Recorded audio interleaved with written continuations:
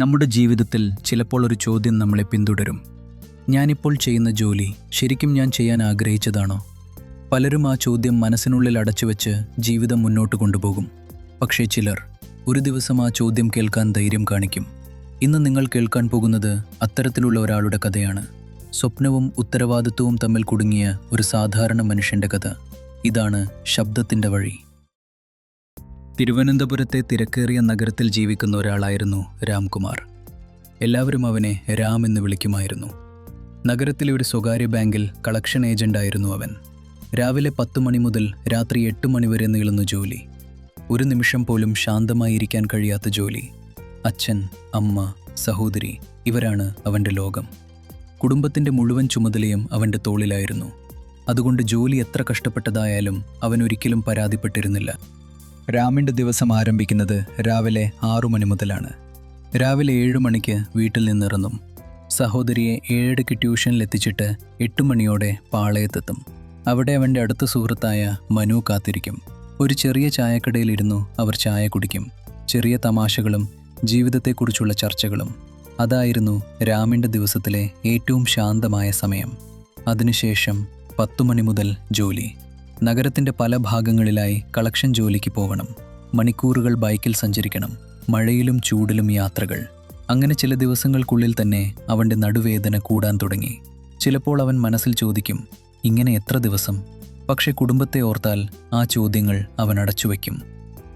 ഒരു ദിവസം ലിയ പ്രൊഡക്ഷൻസ് എന്ന റെക്കോർഡിംഗ് സ്റ്റുഡിയോയിൽ നിന്നുള്ള പേയ്മെൻറ്റ് കളക്ഷൻ. സ്റ്റുഡിയോയുടെ വാതിൽ തുറന്ന് അകത്ത് കയറുന്ന ആ നിമിഷം രാമിൻ്റെ കണ്ണുകളിൽ അത്ഭുതം നിറഞ്ഞു. മുറിയുടെ ഉള്ളിൽ വലിയ സ്പീക്കറുകൾ നിശബ്ദമായി നിൽക്കുന്നു. കമ്പ്യൂട്ടറുകളുടെ സ്ക്രീനുകൾ തെളിഞ്ഞുകിടക്കുന്നു. ഒരു കോണിൽ വലിയ മിക്സിംഗ് കോൺസോൾ. മറ്റൊരു വശത്ത് സ്റ്റാൻഡിൽ നിൽക്കുന്ന മൈക്കുകൾ. ആ ശാന്തമായ മുറിയിൽ പോലും സംഗീതത്തിൻ്റെ ഒരു അദൃശ്യമായ ശബ്ദം പോലെ എന്തോ അവൻ അനുഭവപ്പെട്ടു.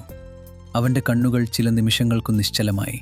കാരണം ആ മുറി അവന് ഒരു സാധാരണ സ്റ്റുഡിയോ മാത്രമല്ലായിരുന്നു. അതവൻ ഒരിക്കൽ സ്വപ്നം കണ്ടിരുന്ന ജീവിതത്തിൻ്റെ ലോകമായിരുന്നു.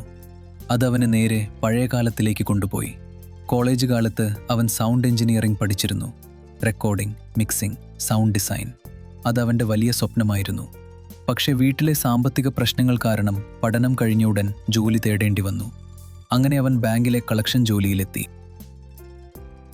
സ്റ്റുഡിയോയിലെ ഓരോ ഉപകരണവും അവൻ്റെ പഴയ സ്വപ്നങ്ങളെ വീണ്ടും ഉണർത്തി. അന്ന് രാത്രി വീട്ടിലെത്തി കിടന്നിട്ടും അവൻ ഉറക്കം വന്നില്ല. പിറ്റേന്ന് രാവിലെ പാളയത്തിലെ ചായക്കടയിൽ മനുവിനൊപ്പം ഇരിക്കുമ്പോൾ അവനെല്ലാം പറഞ്ഞു. മനു കുറച്ചു നേരം മിണ്ടാതെയിരുന്നു. പിന്നെ ചിരിക്കുകയായിരുന്നു. രാവിലെ 2 മണിക്കൂർ നിനക്ക് സ്റ്റുഡിയോയിൽ വർക്ക് ചെയ്തൂടെ? രാമിനതാദ്യം തമാശ പോലെ തോന്നി. അതെങ്ങനെ സാധിക്കും? മനു പറഞ്ഞു. ശ്രമിച്ചു നോക്ക്. നിനക്ക് ടാലൻ്റ് ഉണ്ട്.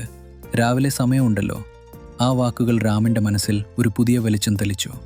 കുറച്ച് ദിവസങ്ങൾക്കുള്ളിൽ മനുവിൻ്റെ സഹായത്തോടെ ഒരു ചെറിയ സ്റ്റുഡിയോയിൽ രാവിലെ 2 മണിക്കൂർ ജോലി കിട്ടി. ആദ്യ ദിവസം തന്നെ അവൻ വലിയ ആവേശത്തോടെ ജോലി ചെയ്തു. മൈക്ക് സെറ്റപ്പ്, റെക്കോർഡിംഗ്, ചെറിയ മിക്സിംഗ്.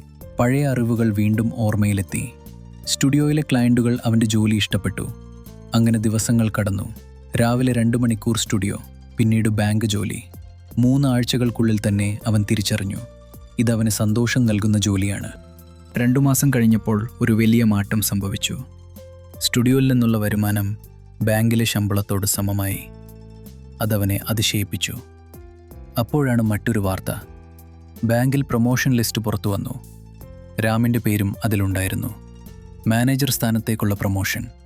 ശമ്പളം കൂടുതലാകും, യാത്രകൾ കുറയും. പക്ഷേ ഒരു പ്രശ്നമുണ്ടായിരുന്നു. പ്രൊമോഷൻ സ്വീകരിച്ചാൽ രാവിലെ 8:30 ഓഫീസിലെത്തണം. അതോടെ സ്റ്റുഡിയോ ജോലി അവസാനിക്കും. രാം പല ദിവസവും ആലോചിച്ചു. അച്ഛനും അമ്മയും പറഞ്ഞു, ഇത് വലിയ അവസരമാണ്. പക്ഷേ രാമിൻ്റെ മനസ്സിൽ മറ്റൊരു സ്വരം. അവൻ വീണ്ടും മനുവിനെ കണ്ടു. മനു ശാന്തമായി പറഞ്ഞു, ഇവിടെ നീ ഒരു തീരുമാനമെടുക്കണം. റെക്കോർഡിങ്ങിൽ മുന്നോട്ട് പോകണോ, ബാങ്കിങ്ങിൽ തുടരണമോ? അടുത്ത ദിവസം രാം പ്രൊമോഷൻ സ്വീകരിച്ചില്ല. അച്ഛനും അമ്മക്കും ആദ്യം വിഷമമായി. പക്ഷെ പിന്നീട് അവർ അവൻ്റെ തീരുമാനത്തെ അംഗീകരിച്ചു. സമയം വീണ്ടും മുന്നോട്ടു പോയി. 3 മാസങ്ങൾക്കു ശേഷം ഒരു ദിവസം രാം ബാങ്കിലെ മാനേജറുടെ ക്യാബിനിൽ കയറി ഒരു കത്ത് മുന്നോട്ട് നീട്ടി. രാജിക്കത്ത് മാനേജർ അമ്പരന്നു. രാം, എന്തിനാണിത്? രാം ഒരു സിനിമ പോസ്റ്റർ പുറത്തെടുത്തു. അതിലെഴുതിയിരുന്നത് റെക്കോർഡിംഗ് എഞ്ചിനീയർ രാം. മാനേജർ ചിരിച്ചു. അപ്പോൾ നീ നിന്റെ വഴി കണ്ടെത്തി. അതെ സാർ, ഈ ശബ്ദത്തിൻ്റെ വഴിയാണ് എൻ്റെ ജീവിതം. സുഹൃത്തുക്കളെ, ജീവിതത്തിൽ നമ്മൾ പലപ്പോഴും സുരക്ഷിതമായ വഴികളാണ് തിരഞ്ഞെടുക്കുന്നത്. പക്ഷേ ചിലപ്പോൾ നമ്മുടെ ഹൃദയം മറ്റൊരു വഴി കാണിക്കും. ആ വഴി ബുദ്ധിമുട്ടുള്ളതായിരിക്കാം, അത് അപകടകരമായതായിരിക്കാം, പക്ഷേ നമ്മുടെ സ്വപ്നങ്ങൾ അവിടെയാണ്. രാമിൻ്റെ കഥ നമ്മോട് പറയുന്നത് ഒറ്റ കാര്യമാണ്: നിങ്ങളും നിങ്ങളുടെ ഉള്ളിൽ ഒരു സ്വപ്നം ഇപ്പോഴും ജീവിച്ചിരിക്കുന്നുവെങ്കിൽ അതിനെ ഒരിക്കലും മിണ്ടാതിരിക്കാൻ അനുവദിക്കരുത്. ഒരു ദിവസം ആ ശബ്ദം നിങ്ങളെ നിങ്ങളുടെ ശരിയായ വഴിയിലേക്ക് നയിക്കും. അതുവരെ ഓർക്കുക, നിങ്ങളുടെ ജീവിതത്തിനും ഒരു ശബ്ദത്തിൻ്റെ വഴിയുണ്ടാകും.